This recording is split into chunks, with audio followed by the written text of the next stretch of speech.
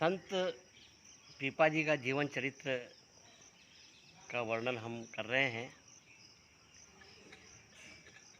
पीपाजी गागरोनगढ़ के राजा थे।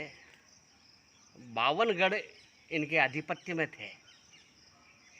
संवत 1380 में चैत्र शुक्ल पूर्णिमा को इनका जन्म हुआ था और इनका बचपन का नाम प्रताप सिंह खींची था।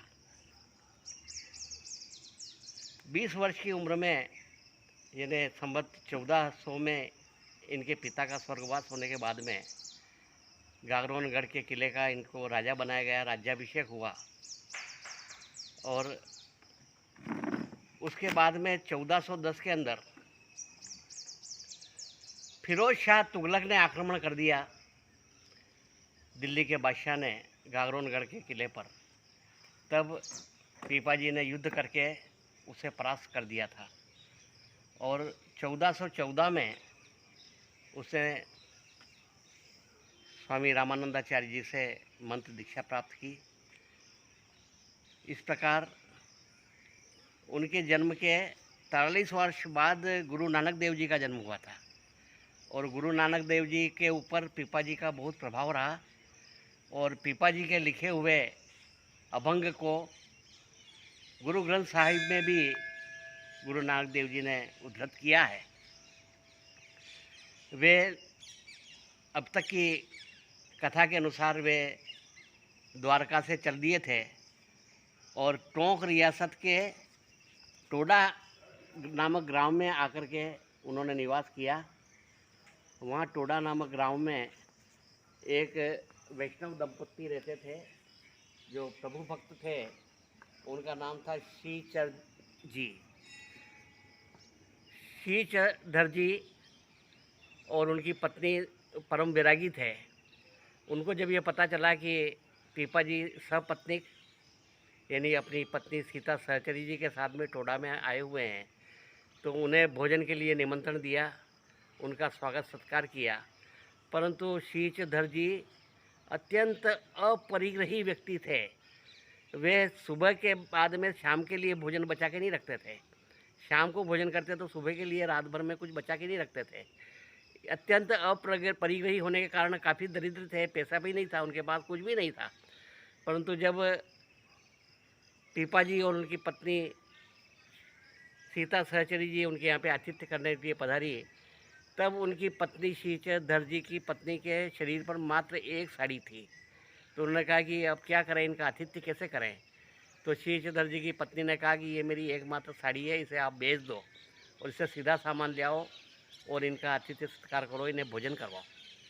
तो वो जब साड़ी भी उसने खोल दी तो पूरी दिगंबर अवस्था में हो गई, तो उसे एक कोठरी में बंद कर दिया श्रीचर जी ने और उस साड़ी को बेच करके सीधा सामान लाए और पीपाजी और उनकी पत्नी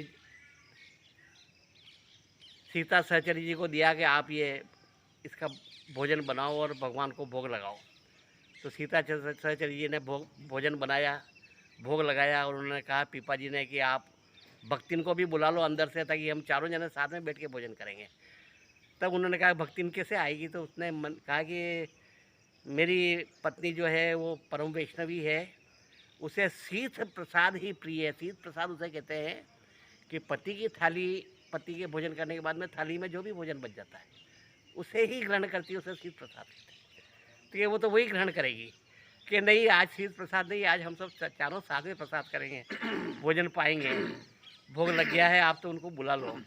तो वो कैसे बुला के लाते हैं, तो उन्होंने अपनी पत्नी से कहा सीता सहचरी से, जाओ भक्ति को अंदर से लेके आओ। जब वो कोठरी में गई तो देखा तो वो बिल्कुल ही दिगंबर अवस्था में थी।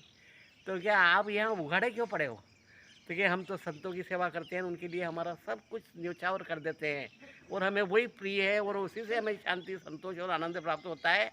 तब सीता सहचरी जी सब समझ गई कि क्या घटना हुई होगी।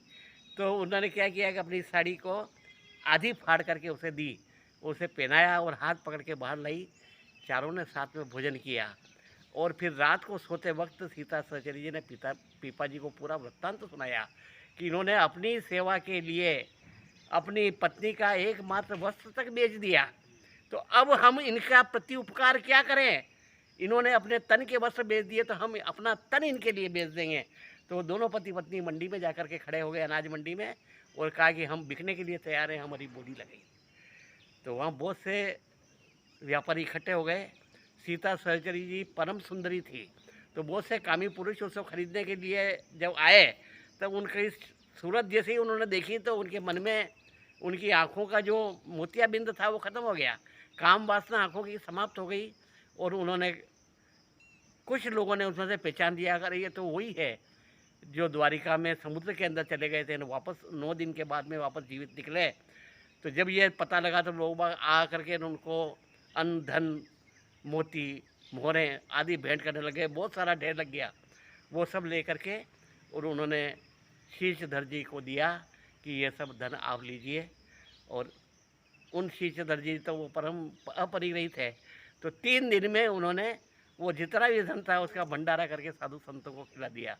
और पीपा जी अपनी पत्नी सहित टोडा में निवास करने लगे। आगे और भी उनके चरित्र का सुंदर वर्णन है, ये हम आगे की कथा में बताएं।